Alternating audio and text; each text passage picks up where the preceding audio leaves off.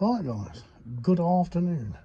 The sun is shining and today you find me mainly in one of my sheds. All the stuff hanging up in the ceiling, look. It's like Santa's grotto in here, look.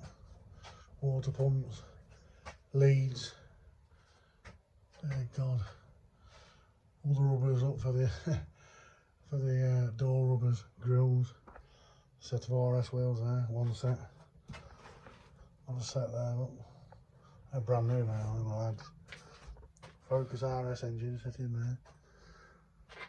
Oh yeah, dear, yeah. Anyway, so today we'll be mainly, there's engine number one. That's the one that I took the other day out of the ink. So I stripped it all, sump off, headers off and everything. Inlet manifolds. I can't believe how clean it is inside. Look. Look. That's had some good oil changes. No movement on any of the chains or anything. Chains are really nice and tight, just that it's broke. But new engine going in. I've had this engine around, I've mentioned before, about 3.5 years now, probably longer. Probably longer actually. It's only done 88,000, but yeah, I've been keeping it. I originally bought it to put in a performance blue loon that I bought many years ago.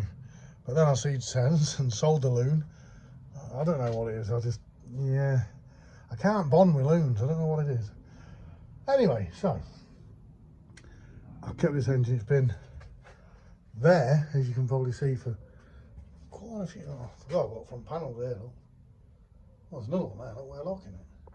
Looking for them the other day.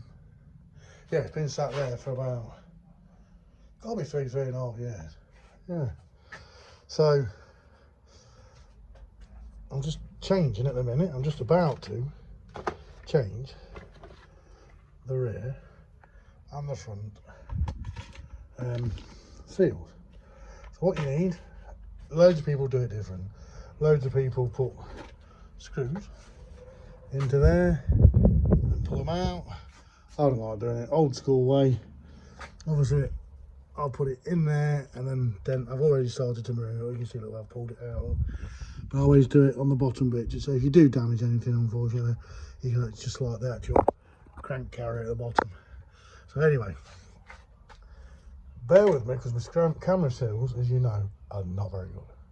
So what you'll need one crank seal. Always on my cars, you know, always use Victor irons. There's the part numbers, look. So that's the rear, I think it's 105 millimeters, and that's the front, I think there's 63.5. You don't got them in Loctite here, but I do. I've only got a bit of red, so that'll have to do. So we're taking this out, should come out nice and easy. Now, this has had a seal in it before. Now, when I bought this car, the engine that this come out of, like I say, it had done 87, I can't remember the reg of it. I know it were 50, I think it were a 55 plate, something like that. Oh, let's see if it says on the rock cover. Oh no, 2004, look. 4th of the 2nd, 2004, 3 litre. So yeah, 54 plate, that's it, yeah. It was a 54 plate car. The gentleman I bought it off had owned it from brand new. And it was going on holiday or something one day, and he got arse ended. Someone hit him up the arse in a Mercedes Vito or something.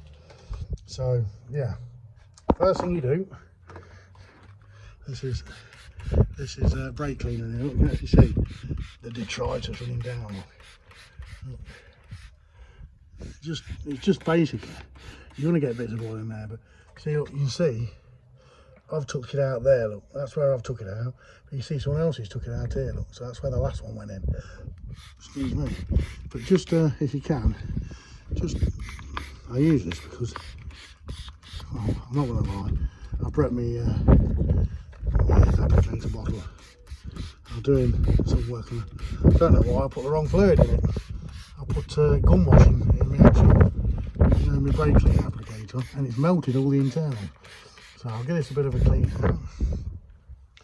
Once you've done that, the easiest way to do it, let me find them, bear with me. I just use something like this. Milwaukee straight thingy. And all you do, I've got to try. So I've got to try and I've lost that now. Where's that gone? One moment. So I'm not very. Hey, I do apologise if the mic's on. I wasn't planning on doing this recording. But, so first thing you do, I'll put this here. I don't really want to put it on anything dirty, but I'll put that there. Look, that's obviously the new one. I'll put it there, and there is the old one. First thing to do, turn it upside down, look like that. Put them face to face, look. Hard edge to hard edge. See what I've done, look? Make sure they're the same. And all you do is lift it up, look. Look, 1 minute. And just check that the rubber seals are the same. Can you see it, look? Can you see it? They're the same depth. Then you know you've got the right seal, right size. Because what you don't want to do, you start hammering them in, tapping them in, and then find out that it's wrong, and then you can't repair it, you can't send them back, if you know what I mean. So, see if I can put this cap down somewhere. I probably can't, like I say. I do apologise, but like I say, I wasn't planning on doing anything today. I was just trying to set this up so I actually see. So, there we go. So this is a new one. This is the new one. So, bit of a spray, because just roll your fingers around on it, look. See, like, even though it's new, look, there's going to be some form of film of grease or something on there. Just get a quick clean through. Just blow it through. Old heavy bouquet. Get all that unwanted grease and all and mess off. Roll it round, look. Put that out of the way. Just put it on top of the engine. Just let it, and what you do, look, shake it around in your brake cleaner. Put that in there, look. Put it around, look.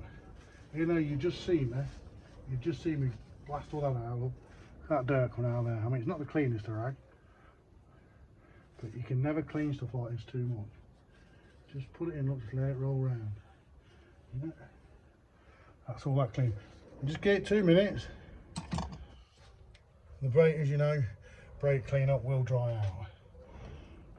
So here's your Loctite, look, you can see it or not. It's your Loctite. Now, this, if you've used it, you will know what well good shit it is. So, obviously depending on what strength of lock you want on it, is obviously the colour you use, green, blue or red.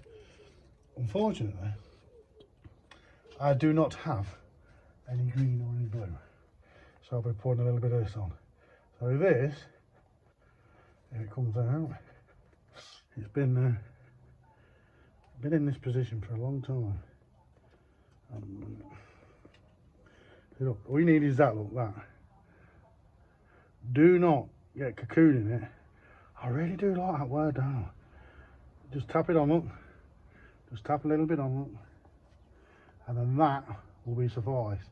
All it is you just bond this into there a little bit. Because be under no illusion, this stuff will, you ever heard that saying? Wet to a blanket.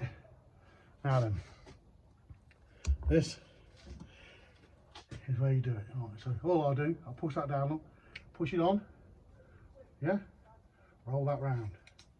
That's it, look. That's ready to go in now. Didn't need any of these special tools. All you need is a little bit of common sense. Yeah, just double check that. Just make sure that you've got that in 100%. That's in, look. It's all in nicely. Right. You can actually hear it going strong, look. That bit's almost in. So all you do is, look, bring your fingers round, hold it there, and you'll feel it going in, look, yeah? You ain't got to get stupid with it. It's just a little hammer. Yeah, once that's in like that, all I do, socket like this, any socket will do. Put your socket on there, look. Yeah. Tap it round, keep in your socket. You can hear it when it's metallic noise. That's when you know it's flush. You can actually see there, look, a bit of red bombs coming out. Look. So that's when you know you're in. So that's basically good enough. What I'll do is, this side's in about, I would say about 1 mil. So just a bit of a screwdriver there. Put it in a little bit. Not a lot. Not a lot, just a bit. So you look now, there's a bit of a lip there, bit of a lip there. So it's level all the way around. So you know that bearing, it's an old-fashioned word that is. It's obviously not a bearing, it's a seal. But so if you look, that lip there is the same as you go down to there. So that, as that crank is turning like that, your bearing is like that as well. So instead of having your crank like that and your seal like that, it'll be running on lean. But that is perfect. And then all you do, old fashioned thing, put it round, mainly for detergent, just to blow in there so it'll stay in there. I'll wipe that down. That's all fitted now, ready for the crank. The flywheel, that one's not going on. I mean, that's only done 80-something thousand. That's a genuine Ford one, that is. No markings on it, look, you can tell. Don't say LUK, sash or anything. Just, it's a genuine Ford one. Says nothing on the back, that's how they come. So, I mean, you can see, he's not done a lot of miles, has he? It's genuine. So, what I'll do now is, this, I've got my brush with me, clean all that down, blow all that off. I won't do the front one, but the front seal. These ones are these are the easier ones.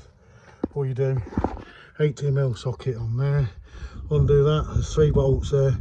Thread your bolts in there, screw it in. It brings this out. Put your new one in. See on here, look, power steering pump are leaking. So I took that off anyway. I think I might have sold that. But yeah, good engine this is. A really good engine.